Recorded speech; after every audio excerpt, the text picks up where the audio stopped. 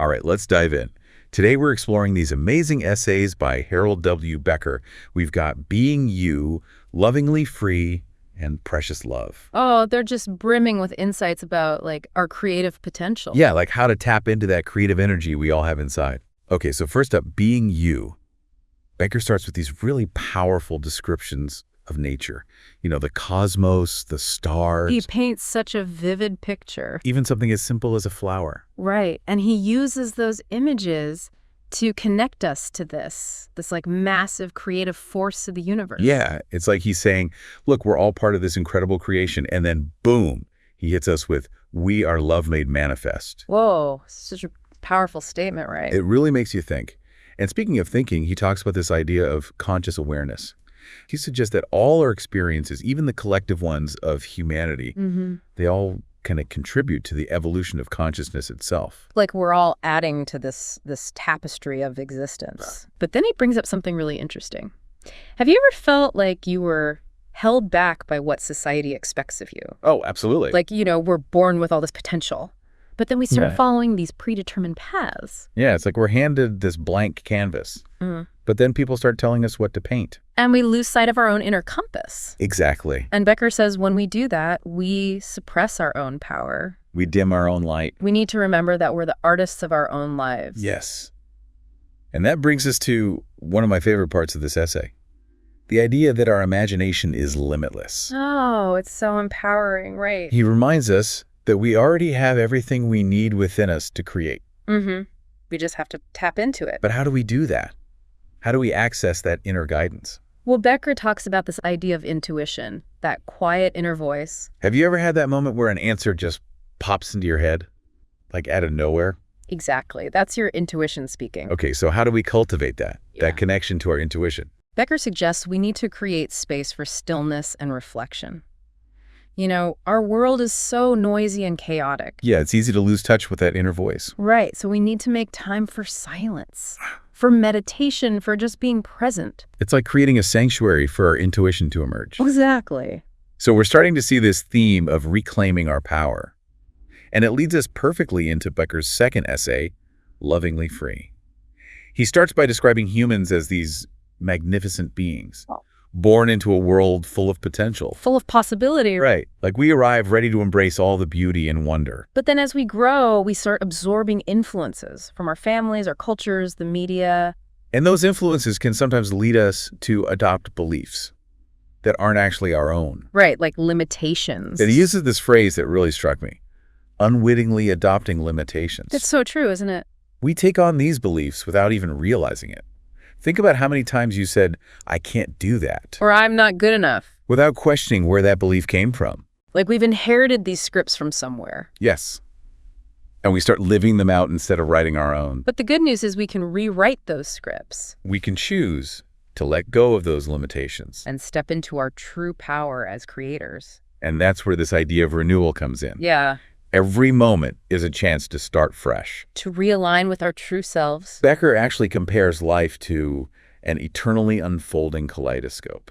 I love that image. It's this constant process of change and evolution, but underneath it all, there's this underlying beauty. It's interconnectedness. Exactly, and that interconnectedness, it's all rooted in love. Love is the force that binds us all. It's the source of our creative power. And when we align ourselves with that love, when we let it flow through us, we tap into this limitless energy. We become more powerful creators. Manifesting our deepest desires. So it's not just about positive thinking. It's about aligning ourselves with this universal force of love. But how do we actually do that? How do we tap into this limitless source? Well, Becker says it starts with awareness, becoming aware of our thoughts and feelings. Because he says life responds accordingly to our inner state. So if we're constantly focused on negativity, fear, lack, those I don't things, know we'll attract. But if we cultivate love, joy, gratitude, then our experience will reflect that. It's about consciously choosing our thoughts and feelings. Recognizing that they have a direct impact on our reality.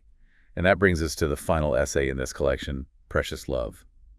Here, Becker really dives into the creative power of thought and feeling. Yeah, he explains how our innermost heartfelt desires can actually manifest in the physical world. I love how he uses this image of the earth as a canvas. Like we're given this incredible planet, this amazing body, And it's up to us to create the masterpiece of our lives. What adventures is your heart calling you toward? Right. What would you create if you knew you couldn't fail?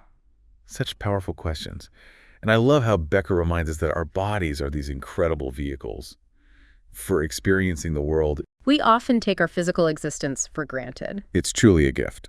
And he points out that we're interacting with all these earthly expressions, the beauty of nature, the diversity of cultures, human creativity. It's like we're surrounded by mirrors. Reflecting back to us different aspects of who we can be. So it's not just about creating our own personal reality. It's about recognizing the interconnectedness of everything. Using our creative power to contribute to the well-being of the whole. Exactly. And that's where the idea of conscious awareness comes full circle.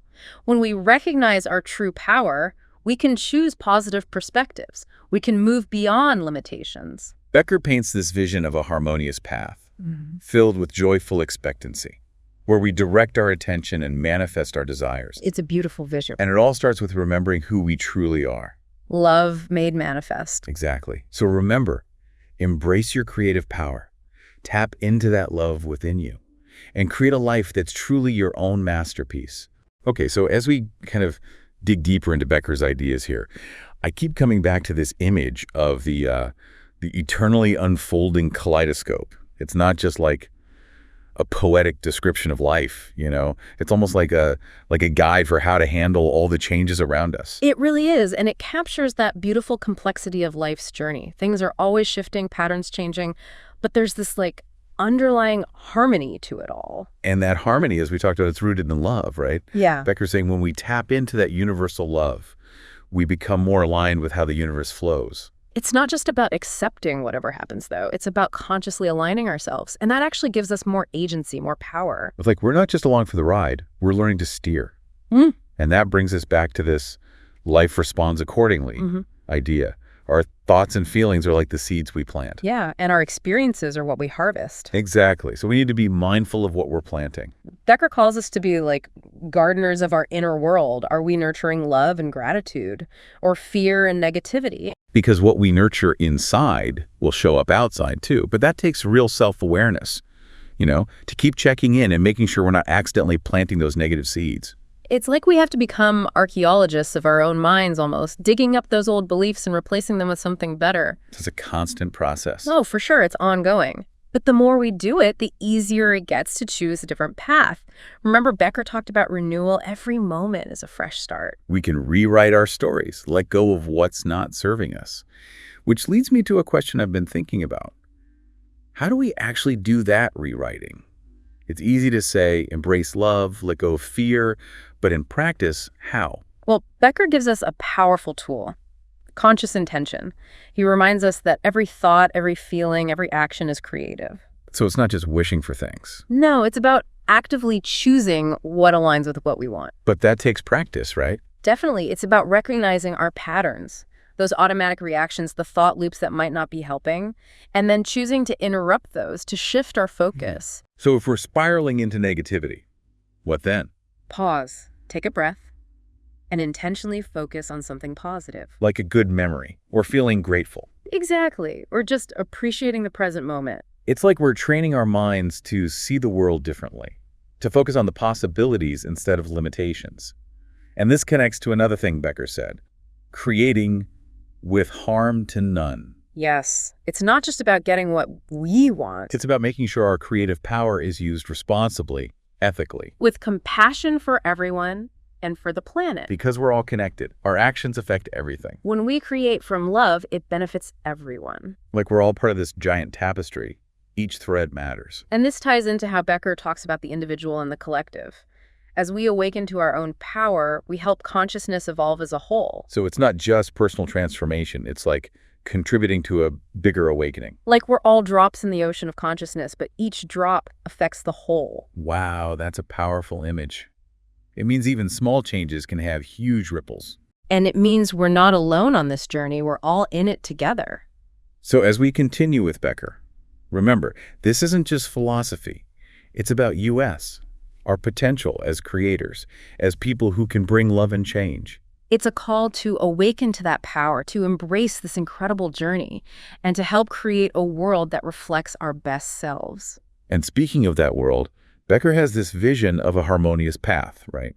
One where we choose joy, where we direct our attention to manifest what we want. He really challenges us to think about what adventures our heart desires. What masterpieces we're meant to create. It's such a wonderful thing to reflect on, and it reminds us, even with life's difficulties, there's always room for joy, for that playful, creative spirit. He's giving us permission to dream big, to trust that love will guide us.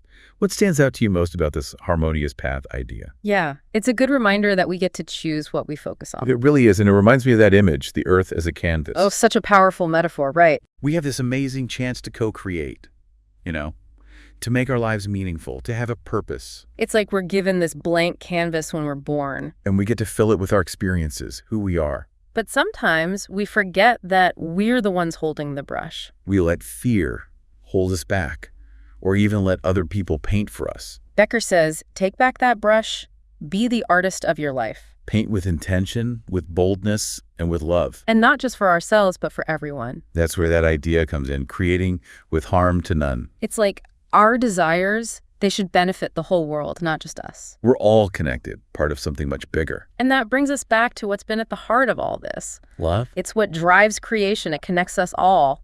And it's the key to unlocking our true potential. Becker says, we are love made manifest. And when we really believe that, let it guide us. We become powerful, we can change ourselves and the world.